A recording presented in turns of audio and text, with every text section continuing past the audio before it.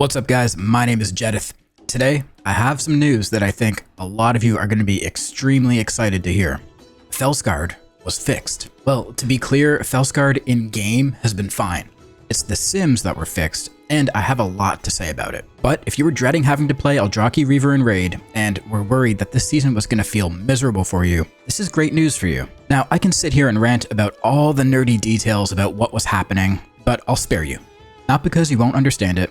You're all gloriously smart gamers, I know, but it's just that most of it doesn't matter, and there's a larger topic to be discussed. I'll go over the new opener and how your rotation will look in regular play. So the TLDR of what was fixed was that Demon Surge and Burning Blades were being converted to chaos damage in The Sims, but they weren't benefiting from the damage increase chaos damage should be getting from our mastery. So on my character at the moment, I'm 585 item level and I have around 37% mastery. So that's an extra 37% damage to Demon Surge and Burning Blades that wasn't accounted for in The Sims. And because these two things weren't getting the mastery damage buff, they were also not interacting with Chaotic Disposition properly, which makes this even more impactful. So now, after this fix in The Sims, Fel-Scarred is much closer to Aldrachi Reaver, and in some cases is just straight up better. Now, while Aldrachi Reaver might have a very small lead in some scenarios, there's numerous reasons why those numbers that Aldrachi Sims are getting are just simply unrealistic. There's a lot of RNG involved in the Aldrachi playstyle, like just the soul generation alone makes it completely unreliable, and you'll likely get a lot less GCDs used in your actual play compared to what the Sim is getting. It's also heavily dependent on uptime. Aldrachi Reaver uses Cycle of Hatred and Shattered Destiny in Raid, meaning whenever you're not hitting the boss, whether that's forced downtime in an intermission phase, having to run out and soak a mechanic, or just simply dodging a swirly on the ground, anything that prevents you from using an ability for 1 or 2 seconds results in an extra loss of DPS. And not just because you're losing the DPS from not pressing that Annihilation, for example, but also because pressing that Annihilation is reducing the cooldown of your I-beam. It also means you're not generating soul fragments because Aldrachi needs to be spamming Annihilation to keep the soul fragment train coming. These brief moments compound over the course of the fight, and you're severely punished for it. So the long and short of it is that Fel-Scarred's damage has gone up drastically, making it the better choice in all scenarios. It's more reliable, it's flexible in Raid, in single target, cleave, and AoE burst, and it actually is starting to look better in Mythic Plus now too, because the Demon Surges we get outside of our 2-minute burst with meta are actually holding up. They're doing a lot more damage than we thought initially, along with the damage from Burning Blades. I'll put the import code for the current Fel-Scarred single target raid build in the description below and maybe even the pinned comment. And keep your eyes on the channel for other videos covering the AoE and Mythic Plus builds over the next week or two. So now that we have this almost newfound glory with Fel-Scarred, there's a few things to consider in terms of stats and rotation. Mastery's value has actually skyrocketed, and it's much more important now than ever because of our Demon Surges and Burning Blades. And because of all of the Annihilation buffing talents we're taking in this build, and how that funnels into Burning Blades, we actually push our Essence Break until after we meta, to guarantee we fit as many Annihilations after Death Sweep as we can. When you use meta inside of your Essence Break, it's actually eating up 1 Annihilation because it's a dead global. So the single target opener looks like this, and this is directly from Wowhead, by the way, so I'm not making this up.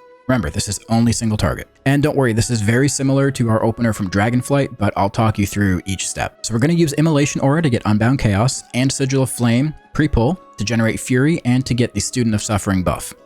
We want to get them on cooldown because once we press meta, they'll be reset by the hero talent Violent Transformation. Then we're going to use the Hunt on pull, so it gets the initiative buff, but also because the Hunt actually does more damage outside of demon form because of Monster Rising, which is giving us 8% increased agility outside of demonic. Now here you'll use your potions or any trinkets you might have, and then we I-beam to enter demonic. You're going to Fel Rush to spend Unbound Chaos and get Inertia. And now we want to spend our 2 Demon Surges from I-beam. We'll start with Death Sweep because with enough haste, that Death Sweep might actually fit into Initiative. Then we press Annihilation to spend the 2nd Demon Surge, as well as Inner Demon. Then we're going to Vengeful Retreat for Fury and to refresh Initiative, and you'll cancel the leap backwards with Metamorphosis. Now I'll include an @player macro. This makes this very easy to do, so you don't have to use the targeting reticle, and you can just press the macro to use meta in place. Now, because we used meta, we have 5 Demon Surges to spend. So we'll start with Death Sweep to get it on cooldown right away, Annihilation to spend the 2nd Demon Surge, and use Inner Demon again before we I-beam and get a new Inner Demon proc. Then we'll use Consuming Fire, which is the new Immolation aura, to get Unbound Chaos. Then Sigil of Doom, which will give us the Student of Suffering Mastery proc again, right before we go into our Essence Break window. Then we'll use the new version of I-Beam, Abyssal Gaze, to refresh Demonic. Then we're going to Fel Rush to spend Unbound Chaos and get Inertia. And now we start our Essence Break combo, but it'll look a bit different than what you've done before. So you're not going to be Vengeful Retreating and pressing Essence Break at the same time. You kind of just send Essence Break while you're standing still. So you're going to Death Sweep as your first global inside of Essence Break, and then fill with as many Annihilations as you can. Now again, this is because using meta inside of Essence Break eats up a global, and after the Burning Blades buff, it's more valuable to get an extra Annihilation in Essence Break than it is to get 2 Death Sweeps. So that's your opener, and essentially what you'll be doing every 2 minutes with meta. Now this might be overwhelming, I know, so some things to remember. You want to spend your 2 Demon Surges from your first I-Beam, and then meta will give you 5 more Demon Surges. Be sure to use Annihilation before your next I-Beam, or you'll munch an Inner Demons proc. And then after Abyssal Gaze, so the I-Beam after you press meta, then you'll be going into your Essence Break. And then in between every 2-minute burst with meta, you'll have 2 I-Beam and Essence Break windows. So you'll want to Immolation Aura first to get Unbound Chaos. You'll Vengeful Retreat and I-Beam at the same time. Fel Rush back in to get Inertia, and then Essence Break, Death Sweep, fill with Annihilations. And you might feel like using Vengeful Retreat into I-Beam is a little awkward, but honestly it's the best way to manage it here for 2 reasons. The first reason is it lines up better cooldown-wise. The second reason is that it allows us to get our buffs first before casting Essence Break, so we don't risk losing any globals inside of the Essence Break buff window. It also eliminates the possibility of your Essence Break missing, which could happen when you were combining Vengeful Retreat and Essence Break. So now that that rotation stuff is out of the way, I just want to take a second to talk about something else here.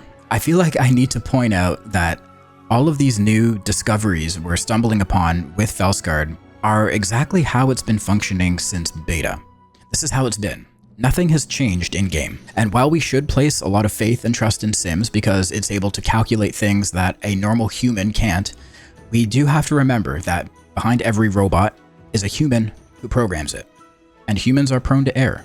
And I'm not saying this is anyone's fault because it's no one's fault really. Demon Surge and Burning Blades were actually programmed by the devs completely different from how other abilities that interact with any means necessary do. So it wasn't initially obvious that there was even a problem or something to look for. But it wasn't until the guys working on the APL went in and connected the right wires that suddenly the Sims were showing accurate information. So the moral of the story here is, what the robot says isn't always the word of God.